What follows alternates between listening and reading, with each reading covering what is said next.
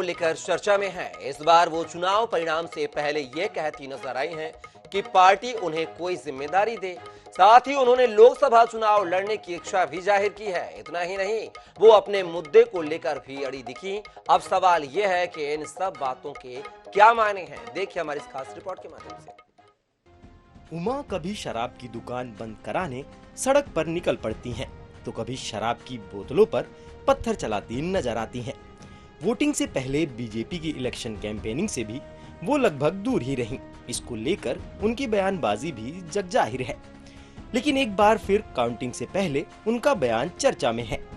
गुरुवार को पूर्व मुख्यमंत्री उमा भारती आक्रामक दिखी। उन्होंने कहा कि पार्टी उन्हें कोई भी दायित्व दे पर वो अपने मुद्दे नहीं छोड़ेंगी।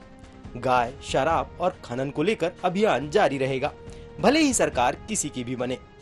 मैं इसमें खुश नहीं होती हूँ कि मैं मुख्यमंत्री हूँ कि मैं मंत्री हूँ, क्योंकि मुझे सुविधाएं, सम्मान, प्रतिष्ठा, समृद्धि, वैभव 8 साल की उम्र से प्राप्त हो गया था। मेरे को संतोष और योगदान नहीं, मेरी पोजीशन और मेरा योगदान उसका मेल होना चाहिए। अगर मैं योगदान देने की पोजीशन हूँ तो मुझे योगदान देना, नहीं तो मुझे घुटन होती है। तो इसलिए मेरे को वो जिंदगी ज्यादा अच्छी लगती है जिसमें मैं योगदान देने की क्षमता मेरी पोजीशन से बड़ी हो। और अब मेरे लिए मुख्य विषय हो गए हैं कि रोड के किनारे फेंसिंग क्यों नहीं है, जो रोड बने हुए हैं, ताकि गाय सड़क पे आ ही ना सके। फेंसिंग का खर्च उसमें ऐड क्यों नहीं हो रहा है। इसी प्रकार से खनन, शासन, प्रशासन, सत्ता सब उनके सामने दीनहीन हो गए क्या?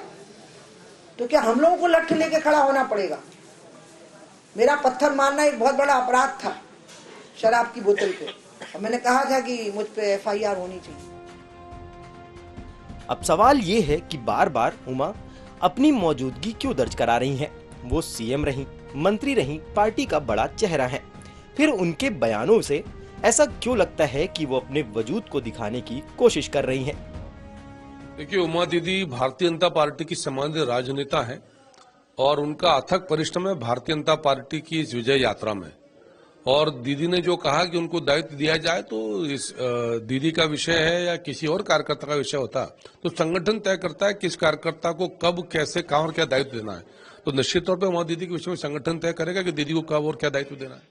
आप जी सही कह रही हैं कि उनको संगठन में पद मिलना चाहिए, क्योंकि सरकार तो उनकी बन नहीं रही, ये वो भी जानती हैं। और वो कह चुकी है कि 2003 के रिपीटेशन होगा, ये यानी सरकार के विरोध में एक भारी वोट पड़ेगा, ये वो स्वयं कह चुकी है। तो भारतीय जनता पार्टी के जितने नेता हैं वो उमा भारती जी से आशंकित रहते हैं, उमा भारती जी को हमेशा दरकिनार करते हैं। उमा भारती जी का जब इस्तेमाल करना होता तब वो इस्तेमाल करते हैं और उसके बाद उनको दरकिनार कर देते हैं। इस बार उमा भारती बातों बातों में बहुत कुछ कह गई। उन्होंने लोकसभा चुनाव लड़ने की इच्छा भी जाहिर की है, संगठन में दायित्व की मांग भी की है। इतना ही नहीं, बीजेपी को खड़ा करने में अपनी भूमिका का बखान भी किया है। सवाल ये भी है कि ये सब अगर उन्होंने पार्टी के शीर्ष नेतृत्व को जब कही है तो फिर मीडिया के सामने इसे दोहरा क्यों रही हैं? Bureau report, INS 24/7 Bhopal.